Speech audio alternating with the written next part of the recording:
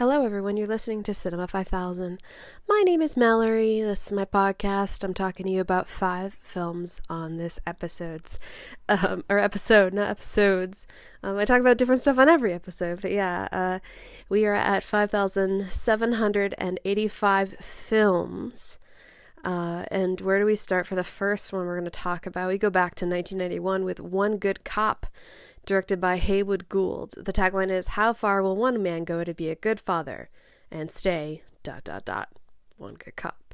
When his partner is killed in the line of duty, Artie Lewis becomes the legal guardian of his 3 orphaned girls. But during his investigation of the case, Lewis finds his life and that of his newfound family on the line. That's when the guilty crime lord comes face to face with one man's rage, one man's fury, one man's justice. I've been wanting to see this movie for a very, very long time. It stars Michael Keaton, and when you see the poster or DVD cover, VHS cover, whatever you want to say, it's just Michael Keaton. He's got a badge, he's got a gun holster, and he is one good cop. And sadly, I think this movie is really nothing of note. It is a kind of typical New York City cop drama where he has to make choices that are maybe not great choices to try to take care of his newfound family. I think the performances in this are okay, like Michael Keaton, obviously playing our cop character, Rene Russo playing his wife, Rita, and then Anthony LaPaglia, who's that partner who has now lost his life. He's only in the beginning of the film. That's not really a spoiler because that's kind of where the movie is like all about what it's about. But the kind of stuff that happens in this movie with, bad cop stuff, the things he does to try to get some kind of leg up on the situation of losing his partner and then maybe some kind of way to support his family. It's just really not interesting, not really intriguing. It's kind of average. So I don't really have a lot to say about this one because there's just nothing really of note other than the fact that you're watching Michael Keaton play a cop in New York City. I guess if that's your thing, this is the movie for you. I found this on Hoopla. I knew it had been there for a while because it's in my list, and I saw the picture. I was like, you know what? Why not? Let's just do the cop thing. But I wish this had more surprises, maybe something unique about it. Its ideas of what crime rings are or whatever when it comes to certain minority groups in New York City in the early 90s. Just really nothing special here and really nothing enlightening and very cliche. So I had to give One Good Cop from 1991 2 stars. Again, it's directed by Haywood Gould. Can't recommend it unless you're like a Michael Keaton completist or an Anthony LaPaglia completist. I mean, it does have Benjamin Bratt in it, like a brief small part, but it's just not it's not that great. Should not surprise me actually that I've never really heard anybody talk about this movie at any point. Another movie I haven't really heard a lot of people talk about over the years is Someone to Watch Over Me from 1987, directed by Ridley Scott. The tagline is, "If you ever see me again, you never saw me before." Claire Gregory, an upper-class New York personality, witnesses a murder in a luxurious nightclub. Detective Mike Keegan, recently promoted, is assigned to protect her. Tom Berenger plays Mike Keegan, Detective Mike Keegan, that is, who's a pouty-faced guy from Queens who's married to Lorraine Bracco's character, Ellie. They have a good marriage, they have a son, they live in Queens, everything's great. But then one day he is assigned to protect Claire Gregory, who's played by Mimi Rogers, and she's living the opposite kind of life. She's a New York City gal with a, let me just say, extremely amazing apartment. It's clearly a set from, a movie set. It's just so big and ridiculous. And I thought a lot of the stage stuff that, this movie has for its settings, other than, the family home that the Keegans have, there's some just great production design here in that 80s way where it's really Ridley Scott being a very how do you say it? Imaginative man when it comes to his decorative, leanings of these environments that this character Claire is in. Who is she? How does she dress? What is her home? How does she keep it? That's flashy and that's a little fun. But where this movie kind of loses itself is when it comes to the relationship between Claire and Mike as it develops, because he's watching her because she witnessed a murder and he needs to protect her from this dude who's just like a cartoon villain. It's really, really nothing of note. Venza, he shows up every once in a while and you're just like, man, he looks like he could have been in the Dick Tracy movie. So I don't really think Tom Berenger and Mimi Rogers had much chemistry. I think this movie's okay, and its general way of going about this relationship and the things that come up and how they converse, blah, blah, blah. The real star of this movie, though, I will say, is Lorraine Bracco.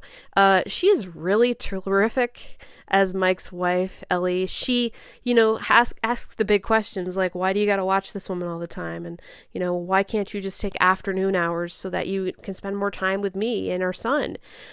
She's the one who's really the heartbeat of the picture and the foil to what is going on. I don't mean foil in the sense of like, obviously he has an obligation to his wife because they're married. I mean foil in the sense that this flashy sort of thing happening outside of her home life, she's the one to, be the, the advocate to say like, hey, listen up. This is just a fantasy. This is not the real thing. This is not your life. This is something that has come into your life and is going to mess things up. And sure enough, it kind of does. So yeah, I've never heard anybody talk about this movie directed by Ridley Scott. Like, what's the deal, everybody? But it's funny. I think a lot of people, have seen it as far as like my Letterboxd friends. But then again, it only has 10,000 member views on Letterboxd, which is crazy to me. I thought this would at least hit the 40s. I don't know. Is this like the least watched Ridley Scott feature film?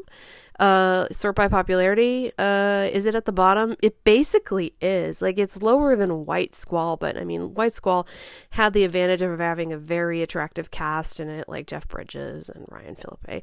I've never seen all of White Squall, but my sisters have. So yeah, like I said, it's just kind of not really anything of note other than, intriguing, interesting, flashy New York City looks in the apartments and stages and such. They do go to the Guggenheim too. They definitely filmed it there. And Lorraine Bracco, but yeah, Tom Berenger, he's just very pouty and kind of typical, like this really lame idea of a Queen City detective in New York, I'm from Queens, but I find Tom Berenger to be like a man who, like, as an actor, I don't really think has enough charisma. He's really just resting on looks, and you wouldn't guess it, but that's how I feel about him in most of what I've seen, and that's like excluding things like Platoon and some other films. But in the films like, let's say, what have I seen him in that makes me feel like that? Sliver, yeah, definitely that, and Shattered, which I recently saw. It's like, I'm not saying he's a bad performer. It's just sometimes in movies, it's like he's not really given much and just sort of has to rest on his appearance, which you would not guess today. But that's how it was in the 80s. Yeah, in the early 90s. Yeah, so Someone to Watch Over Me from 1987, directed by Ridley Scott. I had to give this one 2 stars. Another good cop doing not good things. It was kind of an accident that I watched those 2 movies back to back, especially since they're both New York City movies. They both have detectives. They both have family structures that are threatened by something outside of the home. Funny thing. But yeah, I at least think this one is a little better than One Good Cop because there's something interesting happening here, even if it is a bit of a cliche, a bit of a, what's going on. Like, if you've seen The Bodyguard, I mean, come on. All right, up next we have Dogfight from 1991, directed by Nancy Savaca. The tagline is a love story. In the fall of 1963, Eddie Birdlace is an 18-year-old Marine Corps volunteer who is about to ship out with 3 of his buddies for a tour of duty in Vietnam. Planning a massive blowout for their last night in San Francisco, Eddie, his buddies, and a number of other Marines set up a contest they call a dog fight. Eddie Birdlace is played by River Phoenix. He's really tremendous in this film. Like, he's playing this, 18-year-old kid. He's a kid.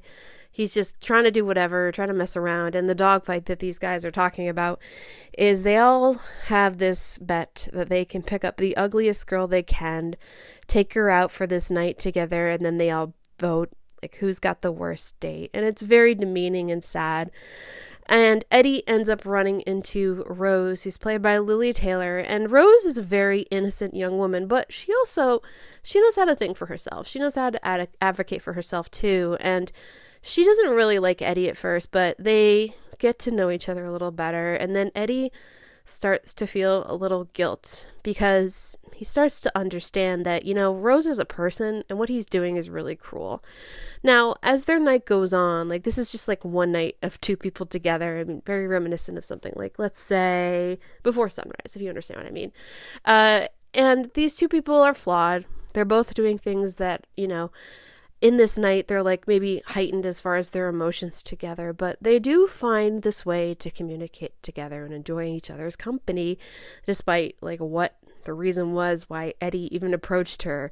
It's a little sad. It's a little like romantic in like slight ways, but also it's just about people. And these two people are, different, but also they can find things in common. And I found this very, very nice. And I hate saying nice, but it's just a very pleasant film about people who are not perfect. And I thought Lily Taylor as Rose was just a really great performance. Like, Lily Taylor's great in pretty much everything.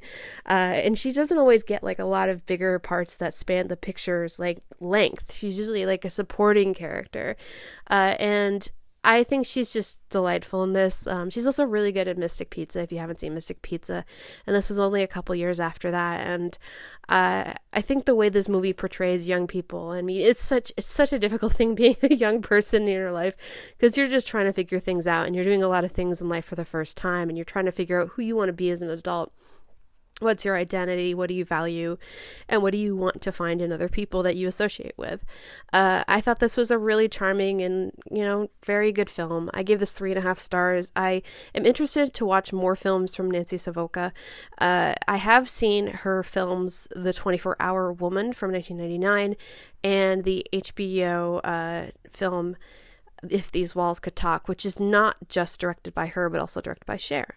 I saw that a long, long time ago, and I'd love to watch that one again. But her movies, Household Saints and True Love, I have seen those come up as like mentioned films, and I'm gonna have to give those a look, because I mean, there's just something about this movie that I found like just really special and, like I said, nice. But sometimes you want to watch a movie where it's just about people and exploring the human condition. And these two young people are growing up in conflicted times, and the way things develop between them is, it's kind of special and nice. So, yeah, nice. It's nice.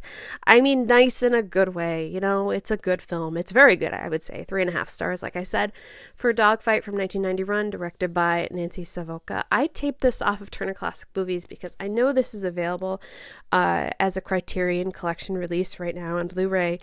So the Turner Classic Movies release that I watched of it, I mean, it's probably not the restoration, not even close, and it looked fine, but if you want to see this movie, like, give it a look. I'm curious, though, is it actually available? You can rent this, though. Okay, so like a $3.99 rental. Like, I would highly recommend it for that if you're looking for something of this kind of film.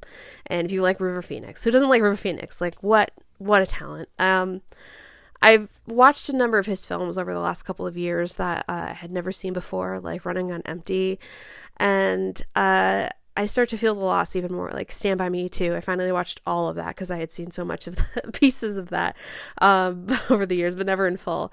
I think it's going to be my quest to like watch every River Phoenix movie now. I haven't seen Little Nikita. I've never seen A Night in the Life of Jimmy Reardon. I think I saw like the end of that on TV as a kid. There's not too many films I haven't seen of his left, but I'll check them all out. Like I Love You to Death. I haven't seen that. Yeah, and what is Dark Blood? I think that's that's not actually a movie. Okay, so it looks like, there's like a number of films that are just smaller pictures that are maybe not available really anywhere. Huh. That's too bad. But Dogfight, like I said, 3.5 stars. Check it out. I would recommend it. Now, another film about two people who find each other and maybe under weird circumstances is Dinner in America from 2020, directed by Adam Raymeyer. The tagline is A Punk Love Story. An on-the-lam punk rocker and a young woman obsessed go on an unexpected and epic journey together through the decaying suburbs of the American Midwest. I left a detail out there because there's a revelation in the film. Letterboxd, not going to spoil it for everybody, but this movie stars Kyle Gallner as Simon. Simon is like on a tear. He is He's trouble. He's very animated. I mean, this is a punk love story. He's like an anarchist. He's really ridiculous. And, a lot of the language used in this movie is like kind of for comedic effect and also kind of going for like the anti-romance rom-com, but it is very much a romance movie anyway. He ends up meeting up at some point with Patty, who's played by Emily Skeggs, and she's a girl who is bullied all the time. Everywhere she goes, people make fun of her and they call her names, and it's really sad because she's just a young girl. She's she's just trying to find her way. I mean, really reminiscent of Dogfight there, just young people trying to figure things out. But this has more of a very sharp and going for broke dark humor edge, and how it portrays these people, how it especially portrays Simon and how he is going through this town. Really getting in people's shit, getting in their faces, and causing chaos. He's kind of on the run, I'll say that. And Patty, she's kind of swept up in all this, and she's trying to figure out herself, and I don't know what else to say without spoiling it, because it's kind of a more recent release. It says 2020, but I think it kind of came of note in the last couple years. I will say this wasn't really a me kind of movie. I do like a dark comedy, and I think this was successful in what it was trying to do. I just don't think I'm the audience for this, truly. But I did laugh a couple times as this was going on. I just think there's some parts of it that are really going for ridiculous and succeeding, and then other parts that are just not and felt a little tasteless and, dumb. As much as it's not really a me movie, I kind of mildly recommend this. I think if you're interested in seeing it, or maybe you're a Kyle Gallner fan, like, go for it. It's just, like I said, humor is a thing. It's either going to work for you or not. And I give this 2.5 stars. It kind of feels like, okay, it feels to me, I know I might get some shit for this. If you guys are familiar with the movie Greener Grass, I saw that movie at a film festival and I walked out of it because I thought it was just terrible. But that's a movie that just really isn't my kind of humor.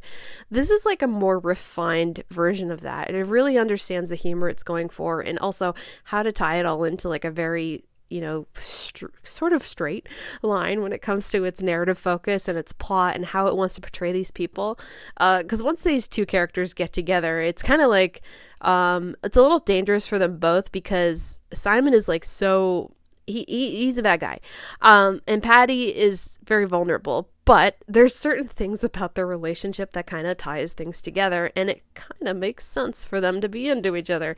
So it becomes this like love on the run thing, I guess, a little bit. Yeah, without spoiling it, I guess that's what I'll say. I don't want to say too much else because it would just ruin it for some people, and because I went into this just kind of having a general conscious knowledge of like this movie, Dinner in America. It's a little chaotic, has Kyle Gallner. I didn't look up anything about it. So this is like it's kind of like a mild recommendation, but also not, because I didn't quite enjoy some things about it, but I also can see where this is definitely a film that is very successful for other kinds of viewers. Like, I will have this like attitude about comedies when they do these things, because I know that my taste in comedy is very, very limited. I know it. There's just certain things about comedy these days, modern comedy, that I really am not into. It like doesn't work for me, and this does some of those things. But I'll give it 2.5 stars for Dinner America from 2020, directed by Adam Raymeyer. I am curious to see what else Adam Raymeyer does like after this.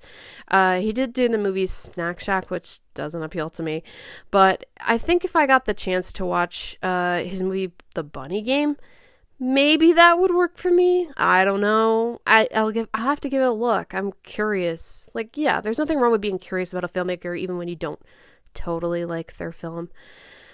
Yeah, we'll see. What's this? It looks like he has another movie in production. Maybe Caroline. I don't know. It doesn't really have any notes on IMDb about its status. Is it in production? Is it just announced? Couldn't tell you. Anyway, yeah. What's next for a movie?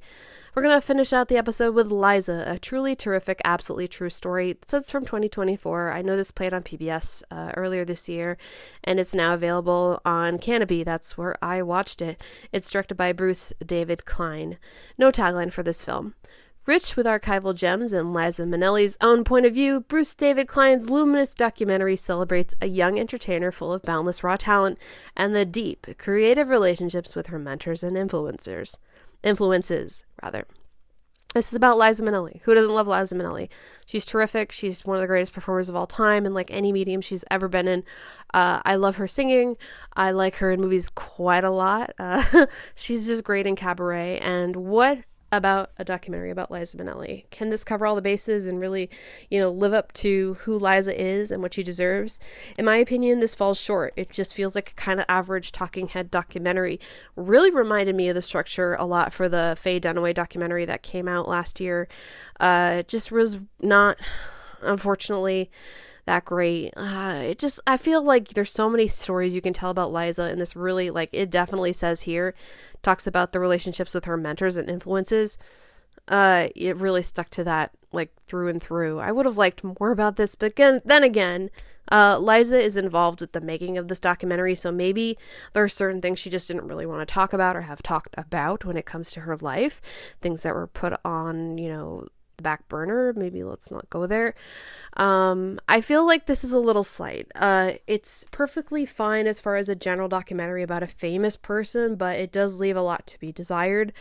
It does have interviews with people like Ben Vereen, Cheetah Rivera, Mia Farrow, John Kander, Lorna Luft, Gerald Gray. Yeah, and I wanted more from this. I wanted more about Liza, get into the nitty gritty, and that's not what this is going for. It's a bit fluff, it's a bit fine, it's all right. You can turn it on, you watch a documentary about Liza Minnelli, but did you really learn much? I only learned a couple things about her older relationships in the beginning of her career and how she started out, and that's about it. So I will say this is just 2.5 stars. This is kind of middle of the road, average, really no surprises documentary filmmaking. I wanted more. Give me more. Liza is a big personality. She deserves a bigger documentary with more to say. So Liza, a truly terrific, absolutely true story, directed by Bruce David Klein. As I said, 2.5 stars, and even that's maybe a little too generous, because no, it's not good. Yeah. I would like more.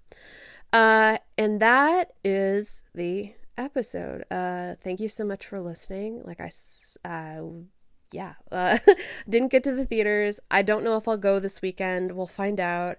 I had plans to, but just didn't work out because I'm having some problems with my legs, so walking is not very comfortable.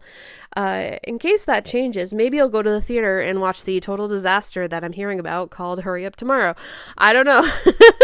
There is also Final Destination Bloodlines.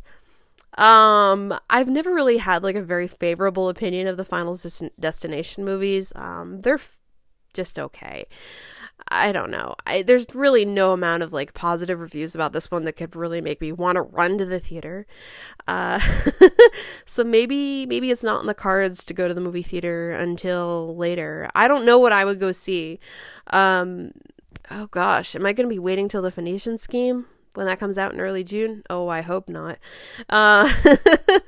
We'll find something. I'll find something to go see, or if I don't go to the theater, I'll just stick to what's new on streaming, new rentals, things like that. What's new on every kind of platform under the sun. And there's a number of movies I didn't watch yet from 2024 that I had in mind to watch for this episode, but it just didn't happen. So we'll get to it. And also, I mentioned River Phoenix is an actor who's passed that I want to watch more from him. I mean, I know I only have a couple films according to that letterbox that I was looking at, but Val Kilmer also, yeah, I've been meaning to watch Thunderheart, and there's a couple of other films he's done that I haven't seen. Anyway, we'll talk about everything next week on the next episode. There will be another episode next Thursday. I think Thursday is now the time, and it just is going to work out that way for a while, I think, but I'm not too firm on that. We'll see. Who knows if my weekend is filled with a bunch of movies that I watch from home, and then I can do an episode on Tuesday. So we'll talk about it when we talk about it.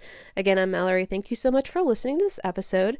Go to cinema5000.com if you don't already. You can can read the vlog there, and that's where I post the YouTube links, because Cinema 5000 Podcast is on YouTube. I'm also on Bluesky. That's where I find you can find like little updates from me there. And if you want to send an email, send it to cinema5kpod@gmail.com. There'll be more to talk about in the future. We'll do it whenever we get there. But yeah, I appreciate you listening and downloading. And we'll talk when we talk. Thank you so much again. Okay, bye.